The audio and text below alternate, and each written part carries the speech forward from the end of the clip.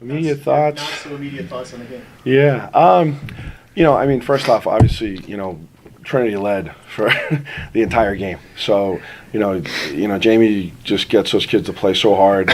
Last night we gave up 47 points, and tonight we gave up 41 in the first half. I really thought they got a ton of deep post touches. I thought we did a really poor job against the ball screens, and obviously Starks is a really gifted player. He had 15 at the half. I think the thing about this group is whenever we meet at halftime, we're able to just kind of, decompress what just occurred and talk about what we need to do. And I thought yesterday in the first half we were flat. Today I thought we played about 60% of our ability level defensively. We were there, but we were not swarming and flying around. And, and give Trinity credit. They shot 52% and they made their plays. And we've talked about it all year, layups, free throws, and unforced turnovers were going to decide our season. And we had 4 really bad turnovers in the first half. We had a number of missed free throws throughout the game. At one point, Coach Gagnon told me we were 14 for 23. And, at the next break, I just said, look, layups and free throws, we got to do this, And I think the biggest thing is we just keep talking about grinding away. And I think our group is able, and Joey said it last night in the interview, to stay in the moment, do their job. And, we started to get some stops.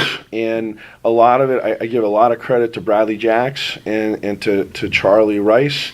They don't get much credit, but they come off the bench. And when Charlie's in, we're able to switch all the ball screens so that they don't get to turn the corner. I thought our biggest issue was Starks was able to turn the corner whenever they went sideline ball screen because we were not getting to the hedge fast enough. And then our rotations were a step behind, so it allowed them, even though we covered the post, but it allowed them a sweet spot in the post. And that was a huge problem for us at the first half. I think that was a big reason. And you know what? We gave up 2 threes that were just uncontested. They're 4 for 8 at the half.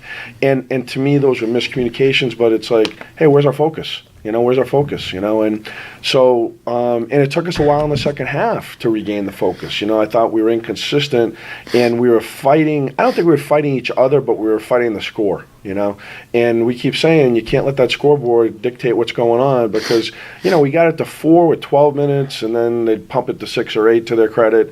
And then, down the stretch, Joey Steele changed the game. That was like, the biggest play of the game because it gave us the confidence that we're going to find a way now. We were 2 points, 4 points, 3 points, 5 points. But when we got to that point, I think it was 66, 65 at that point, you know what? It was just oh, this is going to be okay. And when we got to having to make the last stop again, it was just like last night. And we don't panic. And the great thing is that we're able to sub guys in and out, for offense and defense. And Eric Dean got that rebound and blew his ankle. That was a huge rebound because that kept us going.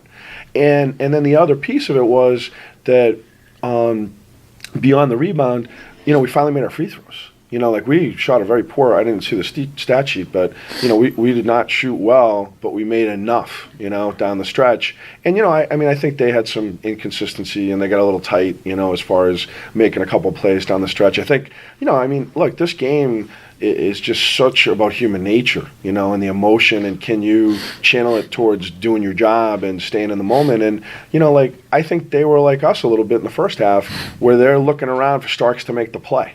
And when they couldn't get free post touches or easy drives, we were able to just continue to push them further and further away from the basket.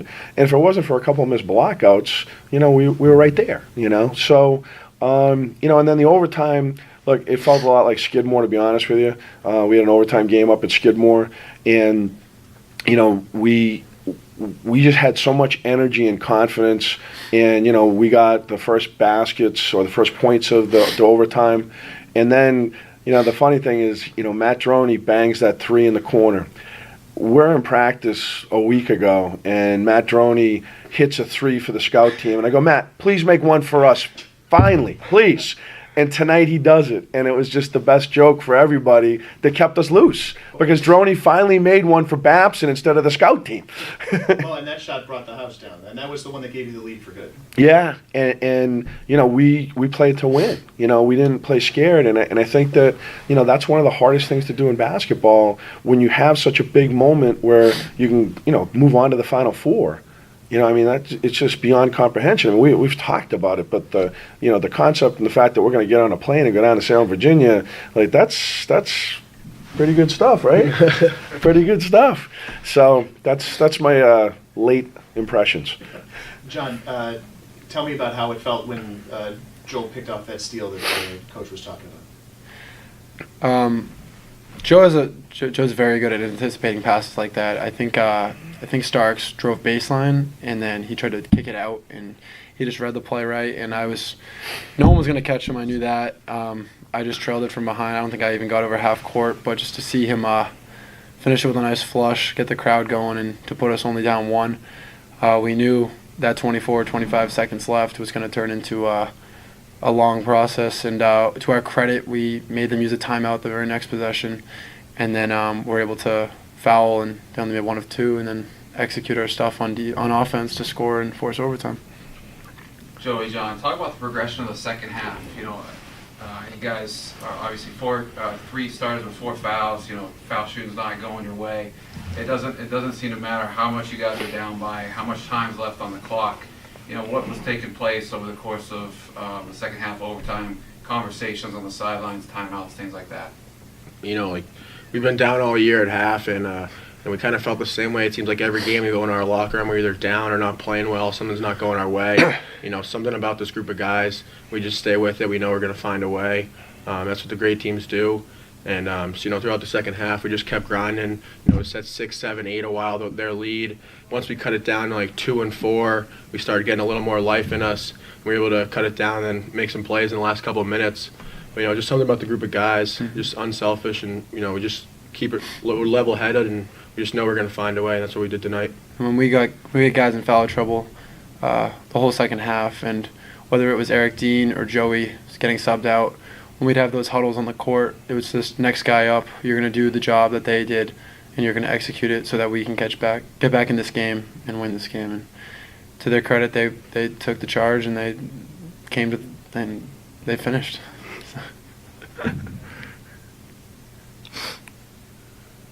Good.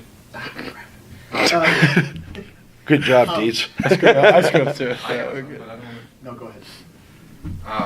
So, you guys just talked about, this is not sound like a broken record, but just the belief that you guys have in one another. I mean, you had 3 starters on the bench at one time, guys stepping up. Is this drawn from just the seasonal experience, the games that we talked about in the regular season, postseason with the conference tournament? Obviously it's a new year this year, so we're not talking about what took place when a year ago. But if you could just kind of talk a little bit about what it is, that kind of it factor that you guys have this year, that you always find a way. One thing is just when I kicked that ball out and Droney hit that 3, I kicked it to John. I was like, John's shooting it. He's one of our best 3-point shooters, and he trusted Droney. Droney doesn't shoot a lot of threes. He got picked last in our Nor should he. Nor should he. He got picked last in one of our shooting drills in practice, whether it was a joke or not. But John trusted him to make that shot. John's a senior. He trusted a sophomore to step up and hit that shot. That says a lot about who we are. We trust one another, and that gets us to the Final Four. So that says a lot. I think Coach always says there's only 200 minutes in a game to give out, and a lot of people in all of D3, D2, D1 that aren't starting wish they were starting, and people have bought into our roles this year, but that doesn't mean they want to settle. When they get out there, they want to prove themselves, and I think our bench did that tremendously tonight. In tonight's case, 225 minutes, right? Yeah, 225, yeah. Yeah, so I want to go back to, not to skip over the first 38 minutes of the game, and we've talked about the last 7 again, but I'm not sure that Trinity even got one good look at the basket over the course of the last minute or so of regulation and all of the overtime.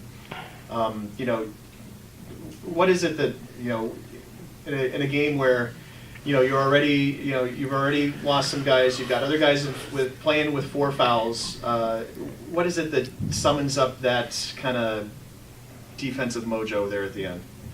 The idea is that all 45 minutes it's like that, but obviously that wasn't the case for us. But we knew going to 4 minutes before overtime, 4 minutes in regulation, that we needed stops, and that's where it starts. That's where any run starts. And to our credit, we hedged well. Like Coach said, Charlie Rice came in the game, and we were able to switch ball screens, and we just had to finish with rebounds, which we didn't do in the first half, and we did that, and we came back.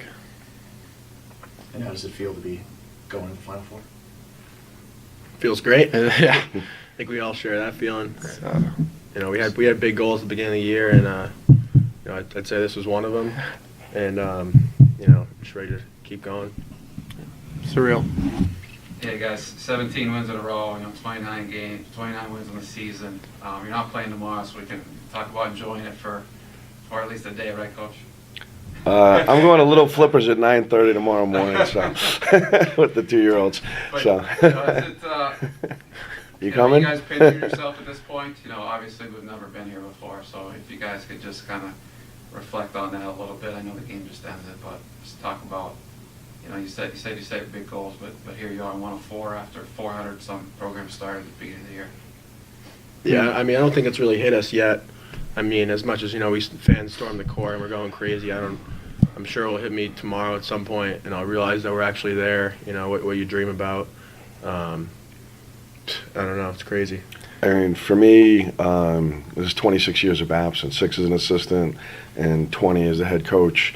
And my mentor, Serge DeBarry, was in the stands today, as were numerous alums from all the different eras that have been around. And every one of them is just so proud of this group because of the toughness, the grind, and, the selfless piece, Like, so much about life right now is the iPhone, the iMac, the iThis. And we've taken the I out and done a tremendous job being a we. And, I think one of the key points was, John gave up the 3 to give it to Droney, who, hasn't made many. And that trust, that's what changes seasons, because everybody talks about building trust, but these guys live it, and I think that that's the hardest thing. And so for me personally, I was praying that these 2 guys would have an opportunity to keep going. I wanted the seniors to win their last home game. I wanted, Joey, who's had just an unbelievable 2 years with us, to have another week. Because, look, this group's never going to be together again. They'll always be together off the court. They're always going to be, talking, and they'll be just like the other groups who came, But, 29-2, you don't process that. And you never, it hits you, or hits me at least. Every once in a while I look down on those stat sheet and I see 28-2, I see 29-2, or I read 17 straight wins or whatever, and it's a situation where it's meaningless in the moment because you're trying to win the next moment, and you're trying to keep everybody on the same page. But from a program standpoint, Serge always talked about this. We always wanted to dream big, and you know what, to finally get there and have an opportunity with this group to play for another week, it's a blessing, and we've had a lot of blessings this year. We talked about early in the year, the hoop gods were really good to us in a couple games early on, and we never turned our back on it, and I think we built some interest up there.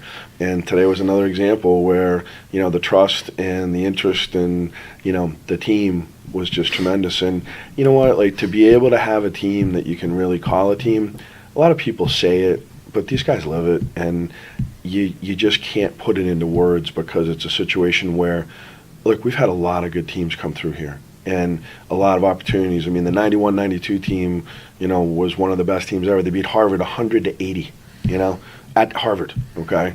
And they didn't lose in Division III, but we were in the Constitution Athletic Conference back then. We had a 2-week break between the end of the season and the NCAA tournament because we didn't have a tournament yet. And we lost in the last seconds to go to the Sweet 16. And that group, forever is in my mind, and you keep hoping that group or the 2001 to 2004 group, the character that those guys have. We generally haven't had All-Americans. We've had one, Jimmy Paracas, you know. We've always had to be greater than the sum of our parts, and I say that almost every day to these guys. They're probably sick of hearing it. But we have to live that, you know. And not that these guys aren't tremendous talents, because they are, and they carry us on the scoring end. But they can't do it by themselves. You can't play 2-on-5 everything, you know. And I think the depth in, you know, has really changed us this year. But ultimately, it's the togetherness that really makes a difference. And so to be able to tell those other groups, hey, come on out, go to Salem and be a part of this, like, that's been the greatest gift for me. And, you know, it's been tremendous.